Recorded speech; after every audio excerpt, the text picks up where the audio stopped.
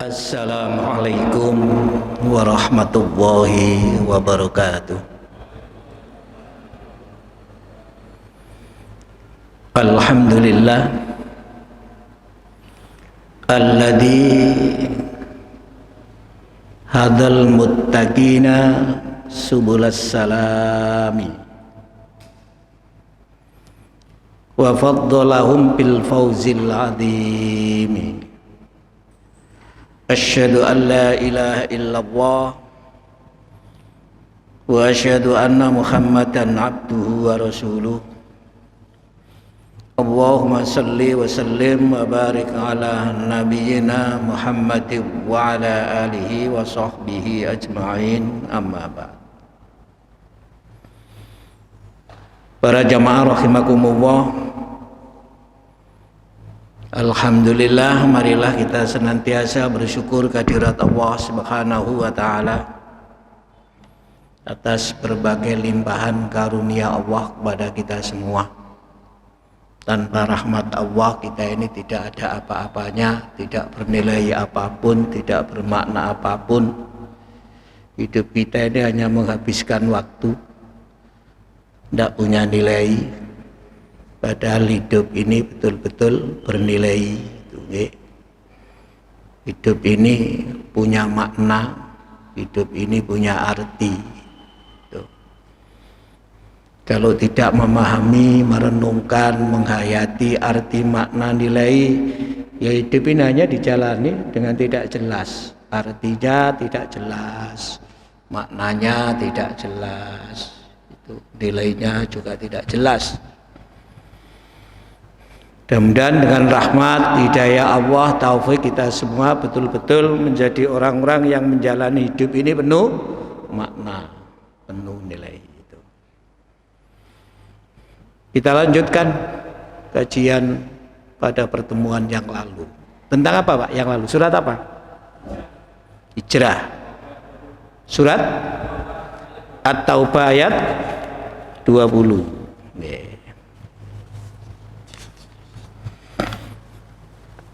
At-Taubah ayat 20. Mungkin bisa dibaca kembali Pak ayatnya Pak.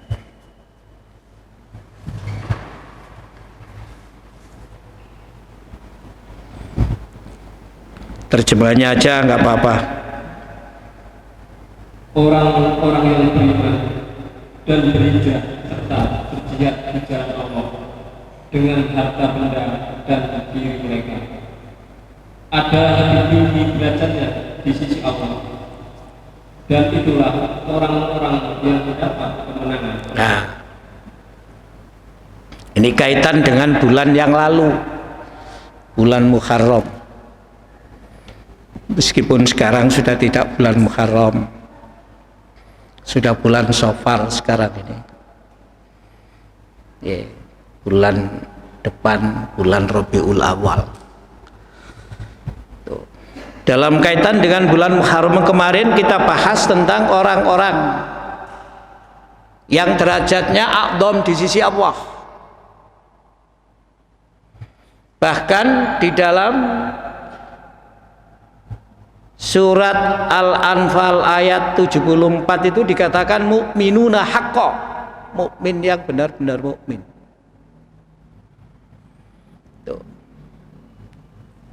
Kita bahas kemarin siapa mereka adalah orang yang pertama beriman. A'udzubillahi minasyaitonirrajim. Alladzina amanu, yang pertama. Dan kemarin sudah kita bahas iman yang dimaksud di sini menurut para ulama adalah iman sampai pada tingkat yakin. Yakin. Tuh. Sebab iman itu kalau keraguannya masih banyak dan bahkan lebih banyak, antara percaya dengan ragunya itu lebih banyak ragunya, itu disebut wahmun. Kemarin sudah kita sampaikan ya Pak ya itu ya. Tuh, kalau 50-50 itu namanya roibun. Kalau lebih besar percayanya daripada ragunya namanya dhon. Kalau tidak ada keraguan sedikit pun itu namanya yakin. kemarin sudah. Makanya di dalam surat Al-Baqarah beriman terhadap akhirat itu sampai pada level yakin. Wabil akhirati hum yuqinun. Nah itu. Kemarin sudah kita sampaikan itu. Jadi yang dimaksud alladzina amanu bukan sekedar iman, percaya, tapi percaya yang menghilangkan keraguan. Sedikit pun nggak ada keraguannya. Jadi percayanya sampai pada tingkat percaya dengan sebenar-benarnya. Itu yang disebut dengan yakin.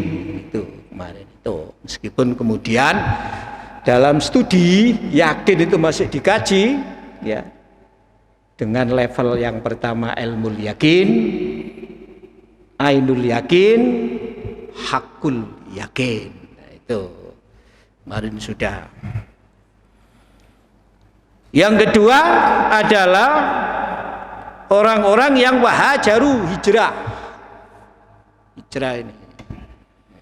Jadi orang beriman itu harus punya hijrah. Kalau nggak punya hijrah nggak bisa menjadi yakin imannya itu. Hijrah. Kemarin sudah kita sampaikan ya Pak ya, hijrah itu ya. Sedikit masihan ya. Secara bahasa hijrah itu ya meninggalkan, menjauhkan, berpindah tempat, itu hijrah itu. Oke. Tapi dalam istilah hijrah itu dibedakan dua. Ada hijrah makani, ada hijrah maknawi, atau disebut dengan hijrah qalbiyah. Kemarin sudah kita bahas itu? Belum. Hijrah makani itu ya berpindah dari satu tempat ke tempat yang lain. Hijrah secara fisik. Seperti hijrah yang dilakukan oleh Rasulullah dari Mekah ke Madinah. Kemarin sudah kita berikan sebuah ilustrasi. Hijrah itu perlu perjuangan Nabi itu. Tidak seperti orang mau pindah tempat terus enak ditutno konco liyane, bukan. Suasananya genting Nabi itu. Tuh. Jadi bahasa orang Jawa itu kucing-kucingan. Meninggalkan rumahnya Rasulullah itu kucing-kucingan. Rumahnya Rasulullah itu ya dekat masjid, timurnya masjid, di halaman sebelah timurnya Pesaen itu rumahnya Rasulullah. Di depannya pintu kamar mandi perempuan itu, WC perempuan itu rumah Rasulullah. Kalau tempat kelahiran Rasulullah itu sebelah timurnya kamar mandi itu, sebelah timurnya WC itu sebelah timurnya itu depannya itu rumah Rasulullah itu. Jangan bayangkan hijrah ke Madinah saja harus mutar ke selatan dulu, baru ke timur, lalu ke utara. Padahal Madinah itu utaranya Mekah. Mestinya Nabi itu kalau tidak ada persoalan apapun, lancar-lancar saja ya, dari rumah langsung menuju ke utara lewat kuburan Makla itu, dan itu jalannya jalan rendah, datar, tidak naik turun. Tapi Nabi tidak lewat situ, malah justru ke selatan dulu, mutar ya, ke selatan lalu ke timur gitu, lalu kemudian kembali ke utara, baru sembunyi di atas Gunung Tur selama 3 hari. Ya itu. Tuh. Ya. Dan menuju Madinah itu tidak melewati jalan yang pada umumnya dilewati oleh orang-orang. Maka ada penunjuk jalannya. Itu pun masih dikejar-kejar itu oleh tentara Quraisy itu Nabi itu. Jadi kondisi ya mencekam Nabi itu. Tapi dengan hijrah sampai di Madinah dalam perkembangan yang begitu cepat, Islam bukan saja menjadi kekuatan agama, tapi juga Islam menjadi kekuatan politik gitu. Sehingga ada pemerintahan di Madinah itu. Dengan demikian hijrah itu merubah kondisi Islam seperti periode Mekah menjadi kondisi Islam seperti periode di Madinah. Rasulullah membangun masyarakat negara itu Rasulullah, dan mengembangkan agama ini dalam perkembangan berikutnya sampai ke Indonesia. Itu hijrah itu, makanya hijrah itu kemudian dijadikan sebagai awal tahun, sehingga tahunnya dinamakan tahun Hijriah. Jadi dimulai dari hijrahnya Nabi. Kalau tahun Masehi itu dimulai dari kelahiran Nabi Isa, tahun Masehi itu. Nah, kemarin sudah kita sampaikan, dan kita harus punya itu ya, sikap berhijrah. Hijrah yang kedua adalah hijrah maknawiyah. Ini hijrah maknawiyah itu menurut para ulama kalau dirinci bisa dibedakan menjadi empat. Sebagai orang beriman, ya, karena keimanan itu harus betul-betul merasuk, menancap di dalam hati, maka orang harus berusaha melakukan hijrah. Hijrah yang pertama di bidang i'tiqadiyah, hijrah keyakinan. Tuh, jadi keyakinannya harus kuat. Kalau belum kuat ya harus hijrah terus. Dan keyakinan kita itu akan dihadapkan dengan berbagai cobaan, ujian. Kayak pandemi begini ini. Bagaimana kira-kira akidah kita itu gitu. Apakah kita curiga suudzon kepada Allah, atau justru kita lebih mendekat kepada Allah, lebih yakin akan kekuasaan dan kebesaran Allah, lebih berharap hanya kepada Allah, meskipun sebagai manusia kita juga perlu ikhtiar, ya kayak gitu-gitu itu. Harus ada hijrah.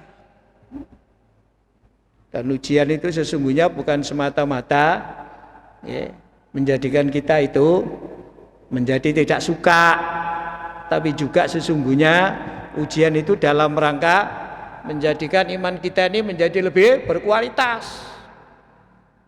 Tinggal bagaimana respon kita. Maka hijrah itu harus terus. Jadi sesungguhnya pandemi ini akan membuat kita itu akidah kita itu lebih kuat. Dulu sudah pernah kita sampaikan, wa ila rabbika farghab, itu menjadi prinsip kita, hanya kepada Engkau Tuhan, Engkau Allah gitu. Kami semua ini berharap. Ini berharap kepada sesama kita ispa doai. Karena sesama manusia ya, hanya bisa saling membantu. Tapi kalau berharap kepada Allah, karena semua jiwa manusia ini ada di genggaman Allah, ada di dalam kekuasaan Allah. Nah sekarang ini banyak orang syirik, tidak terasa. Karena syirik sekarang nggak seperti dulu. Kalau dulu syirik itu orang menyembah berhala, berhalanya jelas. Sekarang kadang-kadang tidak seperti itu, syirik itu tidak terasa. Sehingga yang diingatkan oleh Rasulullah, syirik itu seperti semut hitam di atas batu hitam pada malam gelap gulita. Itu susah itu. Deteksinya itu loh Pak, susah itu. Iki syirik apa enggak? Bisanya bagaimana? Ya, diraba. Kata orang Jawa digerayangi. Oh, ono semute kata lah. Lawang seperti orang di atas batu hitam di malam gelap gulita ya enggak tahu itu. Begitu diraba, lu ono semute. Yang meraba itu kita. Orang itu loh Pak menjalani ibadah tidak ikhlas itu masuk syirik, meskipun syirik kecil, tapi itu menghapus pahala. Menghapus pahala. Tuh. Berarti sulit ya Pak ya, loh sulit membangun akidah itu. Makanya kita perlu untuk senantiasa melakukan hijrah. Terus hijrah. Oh, hidup ini berubah, tantangan juga berubah, ujian berubah. Pancet aja gitu. Ya akan kena gurus, akan tergerus, kena erosi nanti iman kita itu, sehingga terjebak kepada kemusyrikan, kita tidak sadar gitu. Oleh karena itu kata Al-Quran, setelah iman itu harus hijrah, terus berhijrah. Yang kedua hijrah fikriyah. Tuh ya, karena pemikiran itu terus berkembang Pak, maju. Pemikiran itu menghasilkan produk-produknya.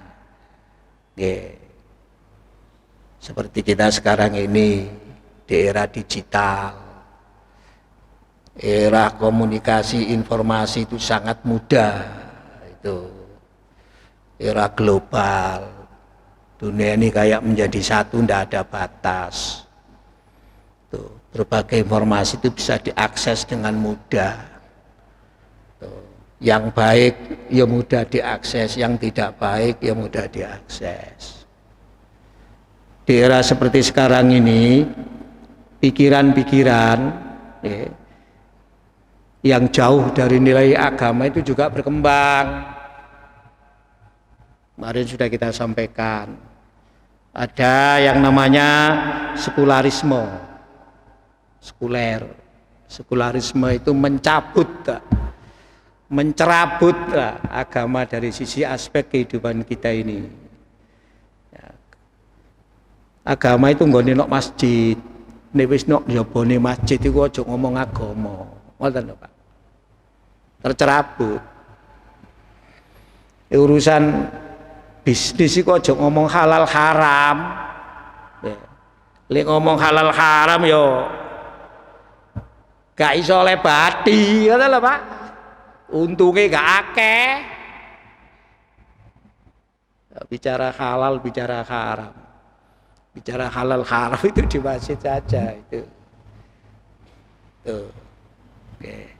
Nilai-nilai itu dicabut, Pak. Makanya kemarin kalau tidak salah pernah kita sampaikan berdasarkan laporan Microsoft masih bulan Juni yang lalu itu. Belum genap 1 tahun. Mungkin sampean semua sudah baca. Tuh. Laporan tentang Digital Civility Index itu yang mengukur tingkat kesopanan digital, tingkat kesopanan orang-orang di dalam menggunakan internet saat berkomunikasi di dunia maya. Tuh, seberapa sih tingkat kesopanannya? Di ASEAN ini, Pak, Indonesia itu termasuk ranking bawah, di bawah Vietnam. Karena menurut penilaian 87% itu ya, 87% komunikasi yang dilakukan oleh masyarakat Indonesia ini gitu, lewat internet di dunia maya itu dinilai kurang sopan 87%. Nah itulah, Pak. Di bawah Vietnam, masih di bawah Filipina. Yang tertinggi dianggap paling sopan itu Singapura. Gini-gini ini yang kadang kita tidak terasa. Wong bermedsos kok menggunakan ajaran agama. Ya apa sih? Wong bisnis kok menggunakan ajaran agama. Tuh, makanya perlu hijrah fikriyah, itu perlu hijrah fikriyah itu. Sesungguhnya kita ini kan berada di arena perang, Pak, di medan perang, tapi perang pemikiran. Saat seperti sekarang ini itu perangnya perang pemikiran atau ghazwul fikri, itu kan begitu itu. Kayak sekularisme begini, paham sekuler itu kalau enggak kita bentengi diri kita ya mesti kena, kita pelan-pelan ya kena, kadang enggak terasa seperti itu kita itu. Tuh, nah, itu misalkan informasi kayak gitu itu. Masa 80% 7% kurang sopan. Itu kalau dirinci 47% itu beritanya itu mengandung hoax. 27% berita yang disampaikan komunikasi itu berisi tentang ujaran kebencian. 13% ya itu tentang diskriminasi. Tuh. Sehingga total 87% itu dianggap kurang sopan. Nah, yang sopan itu berapa? Ya 13%. Itu. Nah, ya apa sih gitu loh. Kita ini orang beragama. Kita ini berdasarkan ketuhanan yang Maha Esa kita itu. Ada kemanusiaan yang adil dan beradab kita itu. Nah, seperti itu. Tuh. Ya, kena pengaruh gitu-gitu itu. Liberalisasi, orang itu bebas, sebebas-bebasnya. Hidup itu nuruti keinginan, yang dicari itu ya kemewahan. Itulah Pak, senang-senang. Itu kan kamu liberalis kan begitu. Tuh, nggak ada batas itu, pokoknya nggak ganggu orang ya sudah. Itu kebebasan dirinya kok. Kan gitu kan. Dan itu berkembang sekarang ini. Ya. Dunia kapitalis. Nah, sampean insya Allah sudah merasakan di mana orang hidup itu yang dilihat, yang dipandang, yang ada dalam pikirannya itu selalu beruntung saja. Keuntungan, profit gitu loh Pak. Sedikit-sedikit itu profit. Sedekah itu hilang gitu. Itu. Ya, kalau kita tidak membentengi diri, tidak hijrah dalam arti fikriyah, ya kita akan bisa terkena yang demikian itu. Itu. Nah, semua itu kan mudah diakses, bisa online Pak itu, pikiran-pikiran itu sampean. Gampang masuk itu loh sampean. Kalau kita tidak melakukan upaya hijrah, wadah, bukan hijrah yang baik nanti itu. Ini hijrah dalam arti maknawi, berpindah dari yang jelek menuju yang baik. Farakot minal batil ilal haq itu. Warujza fahjur kata Al-Quran, dari yang jelek itu hendaklah kamu semua berhijrah itu. Yang keempat, yang ketiga adalah hijrah dalam arti syu'uriyah itu, macam yang ketiga itu. Ini hijrah dalam arti qalbiyah tadi loh Pak, makniyah itu yang pertama, i'tiqadiyah, yang kedua fikriyah, yang ketiga syu'uriyah. Syu'uriyah itu cita rasa. Merasa gitu lah Pak, merasa, cita rasa itu syu'uriyah itu, gitu. Jadi kesenangan itu, senangan, ngaji itu seneng, itu namanya cita rasa. Sholat ke masjid itu seneng, itu cita rasa namanya itu loh Pak. Nggih. Sebab wong itu loh perintah agama, terkadang kita itu tidak suka. Infak itu cita rasa, seneng gitu loh. Bisa itu seneng Pak. Rasanya hatiku belum puas gitu lah. Karena merasakan sesuatu yang dicita-citakan, yang diinginkan, yang disenangi.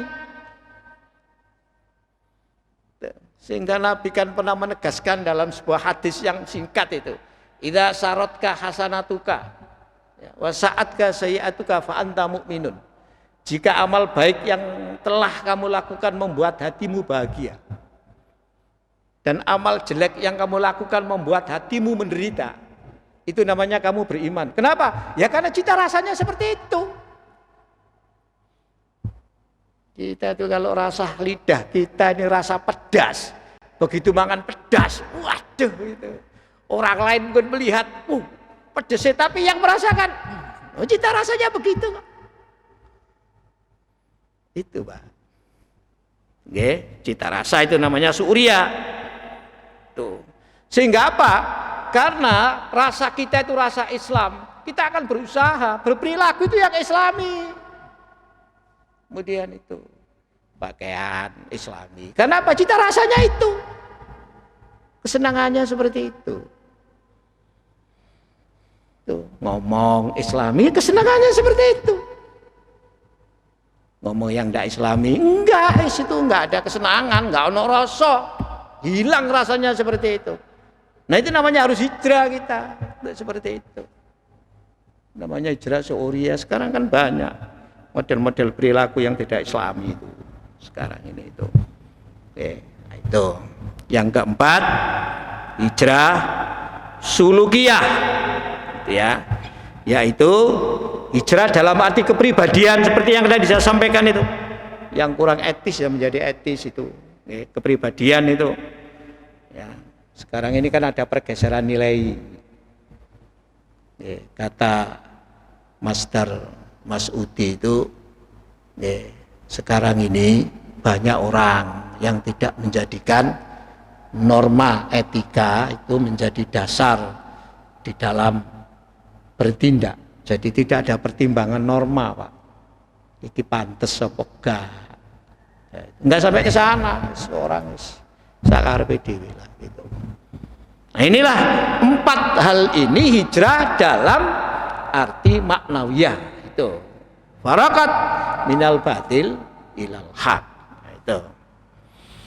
Kemudian berikutnya adalah yang nomor 3 setelah iman hijrah, wajahadu fisabilillah. Jihad di jalan Allah, jalan kebenaran, bukan jalan tauhid. Tauhid itu jalannya setan. Nabi itu diutus agar manusia ini senantiasa bisa berada di jalan Allah dan jauh dari jalan tauhid. Dan Nabi diutus. Tapi Nabi kan tugasnya menyampaikan, bukan menjadikan. Menyampaikan. Jadi tidaknya kan ya terserah Allah. Allah yang memiliki hidayah. Dan hidayah itu diberikan oleh Allah kepada siapa yang dikehendaki itu. Maka ya oleh Al-Quran disemangati dengan apa yang disebut jihad. Jihad itu secara gampangnya itu berasal dari kata al-juhdu dan al-jahdu. Jadi jihad itu mengerahkan segala kemampuan untuk mengatasi kesulitan-kesulitan yang dihadapi. Jadi ada 2 Pak sesungguhnya.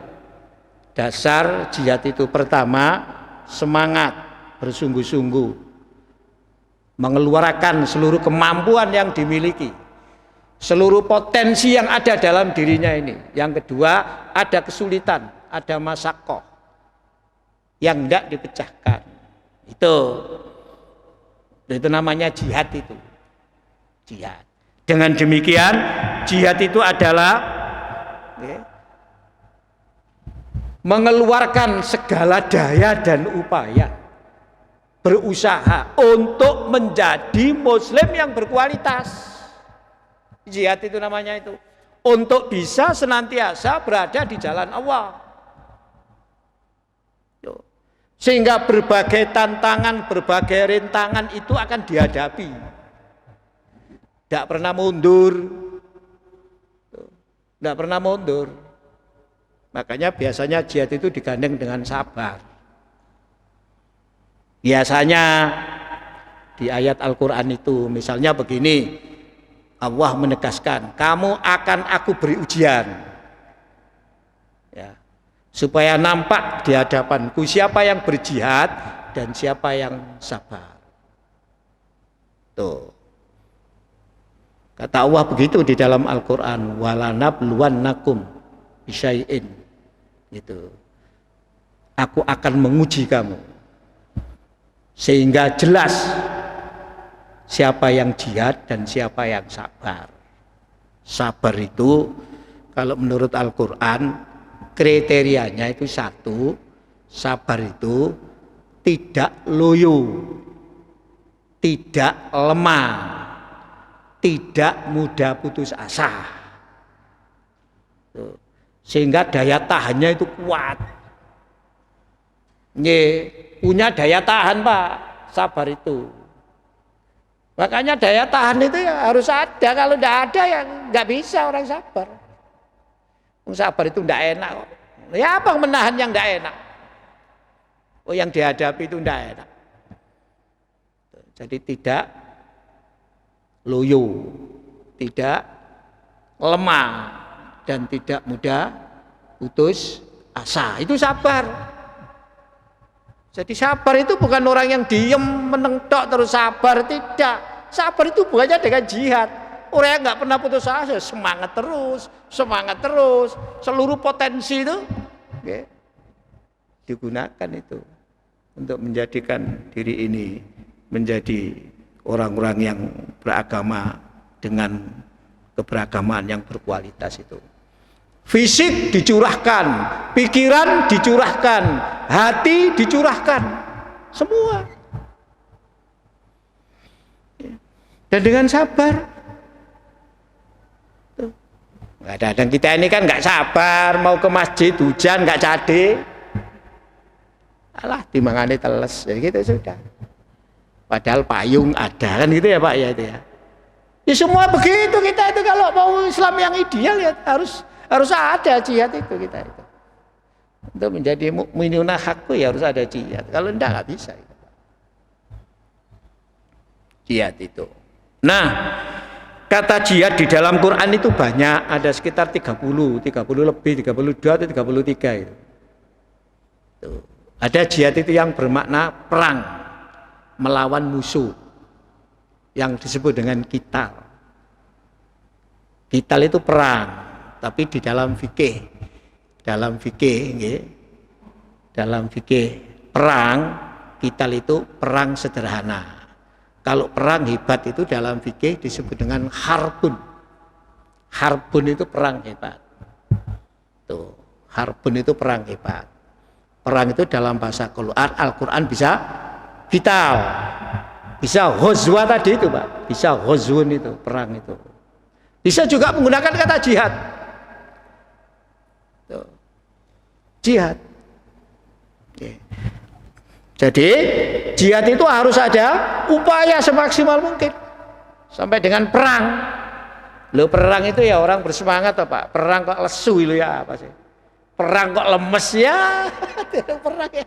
Ya kalah tuh perang kok lemes itu loh itu. Perang.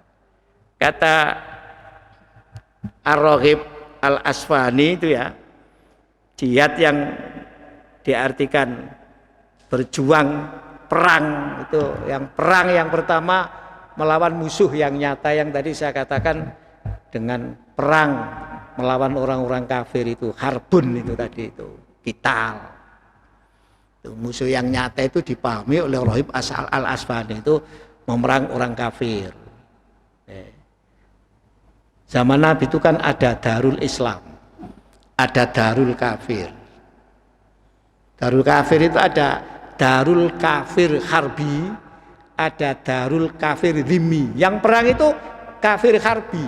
Kalau kafir dhimmi itu kafir yang ada perjanjian damai. Itu namanya kafir dhimmi. Lah kafir harbi itu digambarkan ya negara Madinah dengan negara Mekah sebelum Mekah ditaklukkan oleh Rasulullah. Tuh. Makanya setelah Mekah ditaklukkan oleh Rasulullah dan Mekah menjadi Muslim, tidak ada zaman Nabi namanya Darul Harbi itu. Sehingga Nabi mengatakan tidak ada lagi hijrah seperti kemarin yang dilakukan oleh Rasulullah dan kaum muslimin dari kota Mekah ke kota Madinah. Enggak ada lagi Pak, sudah. Enggak ada lagi. Hijrah itu berubah.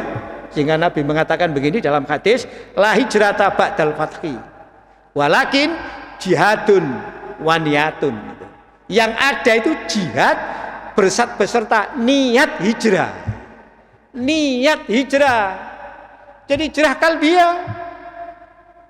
Niat hijrah itu harus ada disertai dengan jihad. La hijrata ba'dal fathi, tidak ada hijrah sesudah Mekah ditaklukkan. Yang ada itu adalah jihadun walakin jihadun waniyatun. Yang ada itu adalah jihad dan niat. Niat berhijrah masih tetap. Tuh, sehingga kemudian dipahami dengan jihad dalam arti maknawi.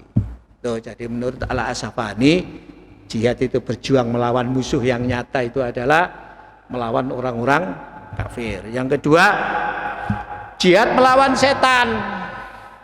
Ada berulang kali loh saya sampaikan, dalam Quran itu juga sudah diingatkan oleh Allah, musuh orang mukmin itu setan. Musuh nyatanya itu setan, gitu loh. Maka harus berjuang melawan setan. Setan itu akan menyesatkan kita. Enggak ada setan mau menunjukkan jalan kepada kebenaran, enggak ada. Dan memerintahkan kepada kita agar kita itu senantiasa berbuat faksa. Ya'murukum bil faksha'i wal munkari, kata Al-Quran. Bahkan setan selalu menakut-nakuti kita itu ketika kita ya beramal yang baik, beramal soleh ditakut-takuti. Orang infak, kata Al-Quran, ditakut-takuti apa Pak? Fakir. Aja infak kon, aja akeh infak, masih duitmu akeh, bisa entek kon duitmu, gitu Pak. Itu setan itu. Kata Allah, asyaitonu ya'idukumul faqra lek kon infak, setan iku meden-medeni awakmu diwedeni dadi orang fakir. Coba sampean itu dilawan, dan sudah pernah kita sampaikan itu tentang setan ya.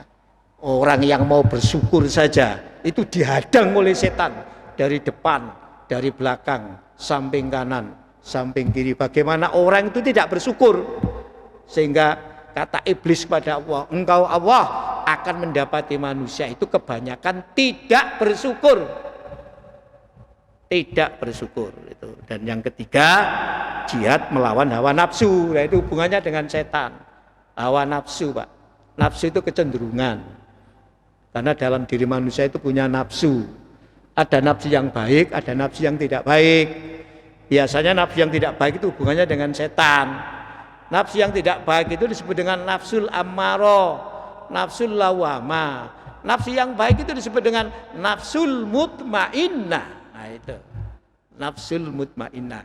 Nah justru jihad ya melawan nafsu kita ini itu adalah jihad yang paling berat. Dan itu dikatakan oleh Rasulullah perang yang besar itu, bukan perang kecil. Nah, dengan tiga ini, yang pertama adalah iman, yang kedua adalah hijrah, yang ketiga adalah jihad, maka Allah melanjutkan dalam surat At-Taubah ayat 20, itu adalah a'dhamu darajatan indallah. Mereka itulah nanti yang derajatnya tinggi di sisi Allah, tidak berderajat rendah. Wa ulaika humul faizun, dan mereka itulah yang akan memperoleh kemenangan. Menang baik setan, menang dengan segala ujian-ujian yang dihadapi, bukan kalah, menang. Orang menang bagaimana? Ya jelas beruntung, menang kok. Menang ya mesti akeh untungnya, menang kok. Pertandingan menang ya untung orang itu. Kalah ya boleh, kan gitu deh kalah. Itu. Nah, itu begitu nanti hadiahnya banyak dari Allah, menang al-faizun kok itu. Orangnya akan beruntung itu. Nah, inilah lanjutan keterangan yang kemarin sudah kita bahas, surat At-Taubah ayat 20, dan semakna dengan surat At-Taubah ayat 20 itu adalah surat Al-Anfal ayat 74. Mohon Pak bisa dibaca Pak, surat 8 ayat 74. Sebelumnya nggih, karena sudah adzan. Nggih. Surat 8 Pak, surat 8 ayat 74 nggih. Dekat saja kok. Nggih. Mohon dibaca. Iya Pak. Nggih, sebagai penutup niki ayat ini nggih. Nanti kita pindah ke pembahasan yang lain. Dan orang-orang yang beriman dan berhijrah serta berjihad nggih. Dan orang-orang yang memberi tempat kediaman, itu ada tambahan itu Pak, ya. Dan memberi pertolongan nggih kepada orang-orang muhajirin. Ya. Mereka itulah orang-orang yang benar-benar beriman. Benar-benar beriman. Jadi orang yang tiga tadi itu benar-benar beriman Pak. Terus mereka memperoleh ampunan dan rezeki yang mulia. Nah, di dalam Quran diberi bahasa dengan mereka mendapatkan rezeki yang mulia. Rezeki yang bisa memuliakan di surga itu. Surga itu. Sebab ada rezeki yang membuat orang itu hina, itu. Kayak Karun itu misalkan, hina. Fir'aun hina itu. Ini tidak rezeki tapi membuat orang itu mulia, surga itu. Demikian pertanyaannya, besok aja.